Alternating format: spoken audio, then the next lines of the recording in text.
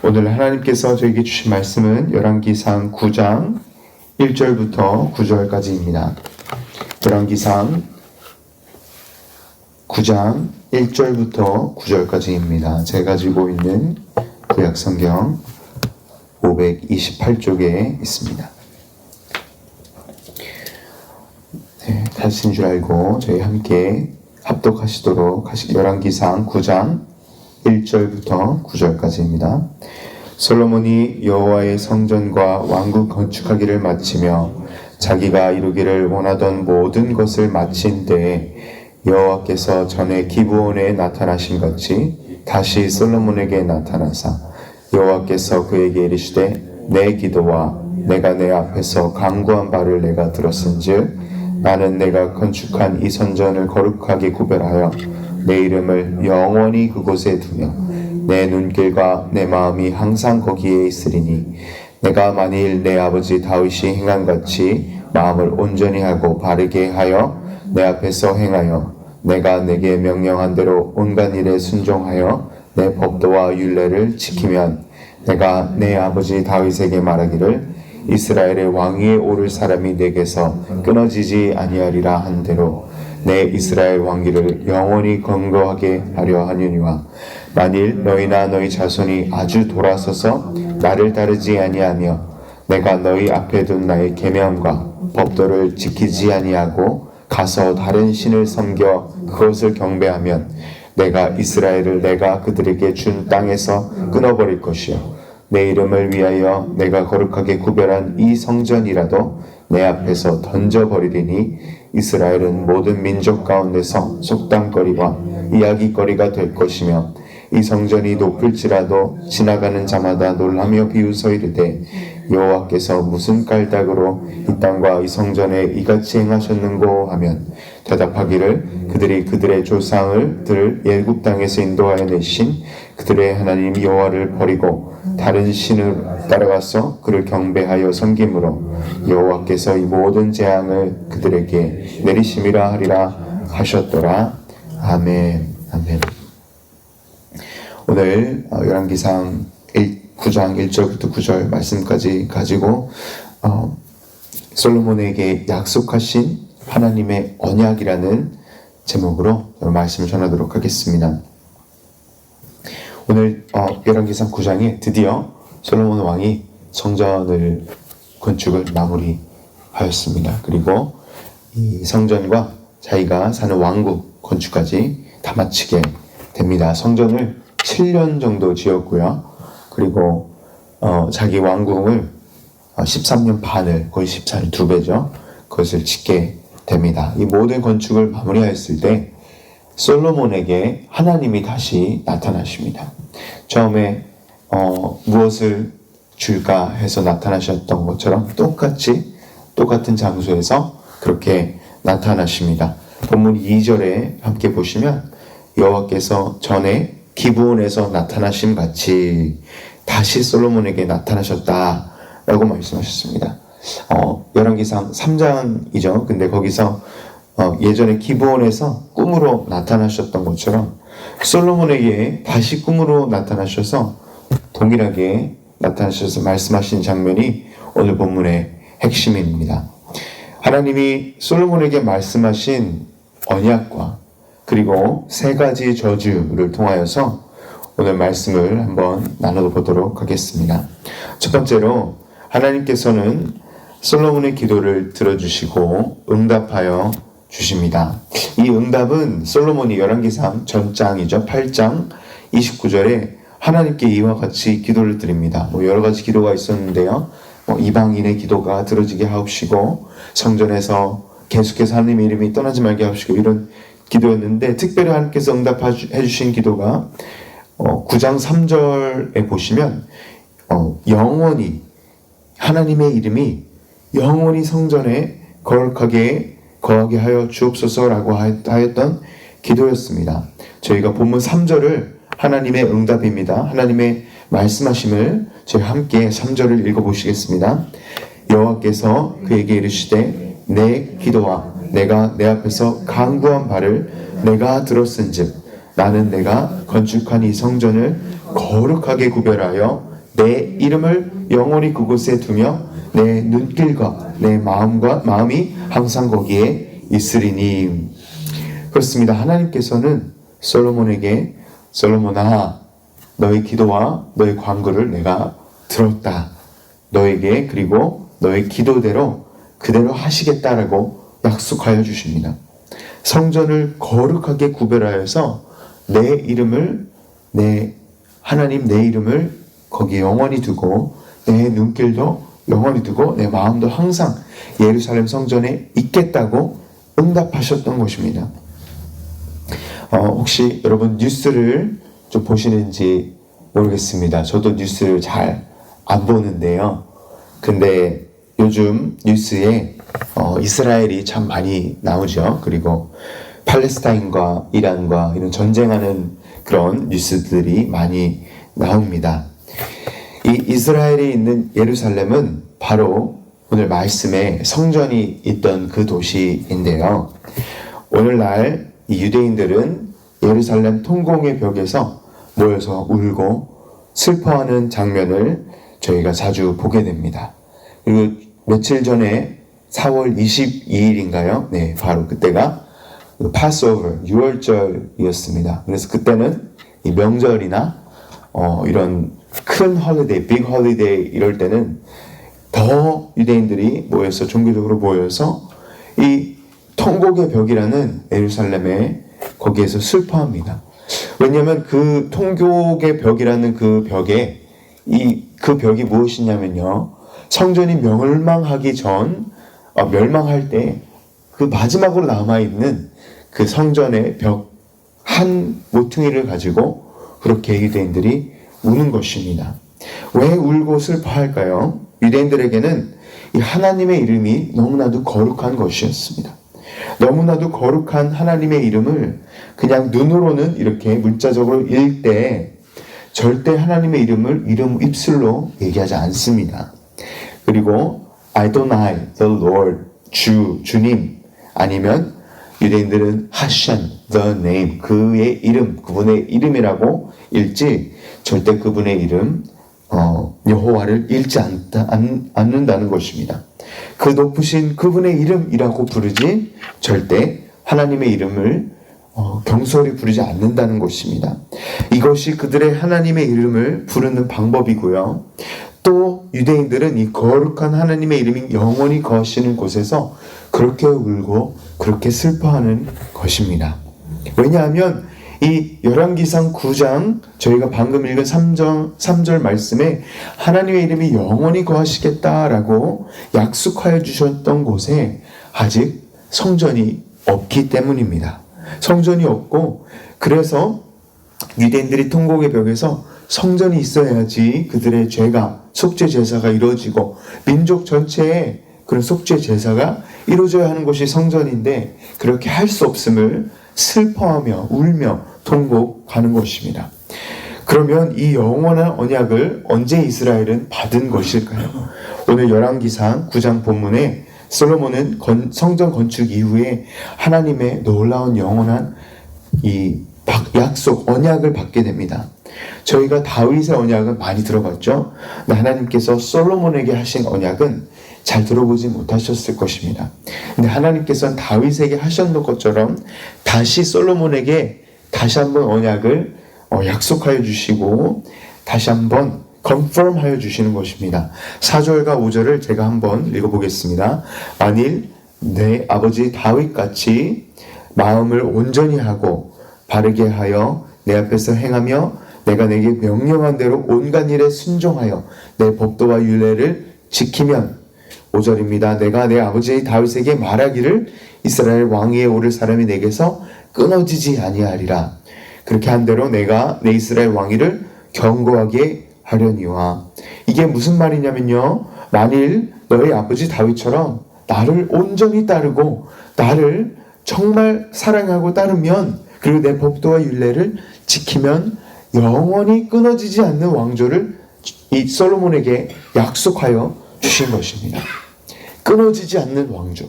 이 다윗의 왕조가 절대 끊어지지 않고 왕이 계속해서 나을 것이라는 이 놀라운 약속을 하여 주십니다. 이것이 얼마나 대단한 약속이냐면요, 이것은 단지 육적으로 있는 이 세상의 왕국, 왕조에 대한 이런 약속이 아니었습니다. 왜냐하면 어느 나라라도 영원한 나라는 이 세상에 없기 때문이죠. 그런데 이스라엘 왕국도 똑같이 세계 역사 가운데 사라져서 북이스라엘 자손들은 아스루 왕국에 멸망하고요. 그리고 남유다 왕국은 그 당시 강국이었던 바벨론 왕국. 그래서 그 당시 이 패권을 주름잡던 그런 강대국이 다 멸망하고 뿔뿔이 흩어지고 이스라엘이란 나라가 없어졌습니다. 성전도 다 무너졌고요. 성벽도 무너지고 다 이스라엘 자손들이 다 뿔뿔이 흩어지게 되는 그런 왕국이 끊어졌습니다. 그리고 다윗의 자손에 이 오늘 말씀하신 하나님의 약속의 말씀과는 달리 그리고 저주의 말씀처럼 끊어졌다는 것입니다. 그래서 이 약속과 언약은 이 육적인 이스라엘보다 장차 올 다윗 왕의 후손, 곧 왕 중의 왕이신 예수 그리스도의 메시아 왕국에 대한 하나님의 예언적 약속, 그 데이비드 커버넌트, 다윗의 언약의 예언적 약속을 솔로몬에게 해주신 언약이었던 것입니다. 제가 학부를 위튼 대학교에서 졸업하였습니다. 위튼 대학교가 빌리그램 목사님도 나오시고 지멜리어 선교사님도 나오신 그런 대학교인데요. 이 대학교의 표어가 무엇이냐면요, Christ et Regno Jesus입니다. 이게 영어로 For Christ and His Kingdom입니다. 그리스도와 그의 왕국을 위하여, 이것이 바로 저희 대학교의 표어입니다. 항상 저희 신자들은 하나님의 나라, 예수 그리스도와 예수 그리스도의 그의 나라를 위해서 살아가야 하는 것입니다. 이 땅에 결국 메시아의 왕국은 영원할 것입니다. 오늘 하나님의 약속대로 이 끊임이 있는 이 세상 왕국과 다른 영원한, 끊임이 없는 영원한 왕국이 하나님께서 말씀하신 대로 이루어질 것이라는 것입니다. 어떻게 그것을 저희가 압니까? 하나님께서 아들을 보내셔서 그의 아들이 제자들에게 가르쳐 주신 기도에도 나와 있는 것입니다. 주기도문에 저희가 하는 기도가 무엇입니까? 나라의 임하시옵소서. Thy kingdom come. 이 메시아의 왕국을 저희가 기도하고 invoke하는 것입니다. 이것을 항상 기도한 이유도 바로 영원한 메시아의 나라가 이 땅에 임하여 주시옵소서라는 기도. 바로 이 기도가 하나님께서 영원토록 통치하는 나라가 이 세상에 임하길 기도를 하는 것입니다. 사랑하는 성도 여러분, 오늘도 말씀처럼 하나님의 놀라운 언약의 말씀을 붙드시기 바랍니다. 그리고 그리스도와 그의 왕국, For Christ and His Kingdom 위에서 살아가시는 저와 성도 여러분 되시길 주님의 이름으로 축복합니다. 아멘. 그리고 두 번째로 저희 본문에서 하나님께서 경고하셨던 이제 언약을 하여 주시고 또 다른 면에서 그렇게 하지 아니하면 경고를 하여 주시는데요. 경고를 하여 주실 때 이 세 가지 저주를 보고 말씀을 맺도록 하겠습니다. 세 가지 저주 중 첫 저주는 이렇습니다. 첫 번째 저주는 땅에서 끊어버릴 것이라는 저주였습니다. 하나님께서 솔로몬 왕에게 경고하십니다. 너가 아버지 다윗처럼 행하면, 또 너의 자손들이 아버지 다윗처럼 행하면 내가 복을 내리고 영원한 왕조를 줄 것이지만 만일 그렇지 아니하면, 율법을 지키지 아니하고 계명을 지키지 아니하면 너희는 땅에서 끊어질 저주를 맞게 될 것이라 라고 솔로몬에게 말씀하십니다. 7절 첫 부분을 함께 읽어보시겠습니다. 내가 이스라엘을 내가 그들에게 준 땅에서 끊어버릴 것이요. 이 땅은 무슨 땅입니까? 바로 하나님께서 아브라함의 언약에서 말씀하여 주신 이스라엘 자손들에게 약속된 그 가나안 땅, 바로 Promised Land이었습니다. 실제로 이 저주는 예언적 성취가 되는데요. 이 586년도에 이 바벨론 왕국이 유다 왕국을 멸망시키면서 포로로 다 끌고 가서 그런 수치를 이스라엘 백성들은 겪게 됩니다. 그리고 70년 동안 포로 생활을 하고 땅에 돌아오지 못하게 되는, 땅에서 하나님께서 진짜 끊어버리신 것입니다. 이 70년 동안 포로 생활을 하였던 이스라엘 백성들이 그대로 하나님께서 버림받음을 하시고 땅에서 끊김을 당하였다는 것입니다. 그리고 두 번째 저주가 있습니다.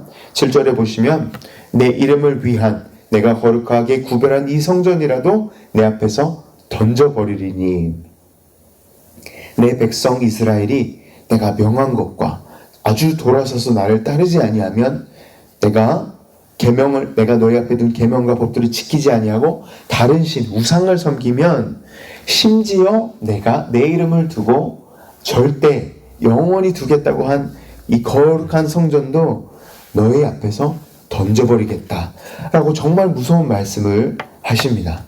이 저주도 예언적으로 성취되어 버리고, 이 바벨론 느부갓네살 왕, 이 왕이 세 차례에 걸쳐서 유대 왕국을 이 공격을 하여서 결국에 마지막에는 성전을 다 빼앗고, 이 성전 안에 있는 물건들을, 그 금과 은과 모든 보물들을 다 빼앗아서 가져가 버리고, 결국에 마지막에는 성전을 불태워서, 성전이 안에는 금으로 만들어졌는데 다 불을 태워서, 어떤 역사학자는 이 불태우면 어떻게 되죠? 뜨거워지니까 그 금들이 다 녹아서 이 벽에 있는 금까지도 다 빼가서 가는 그런 무시무시한, 성전이 완전 불타서 없어버린 그런 성전이 내 앞에서 던져버리리라 라고 이 무서운 말씀이 정말 예언적으로 성취되는 그런 장면이 나중에 이스라엘 역사 가운데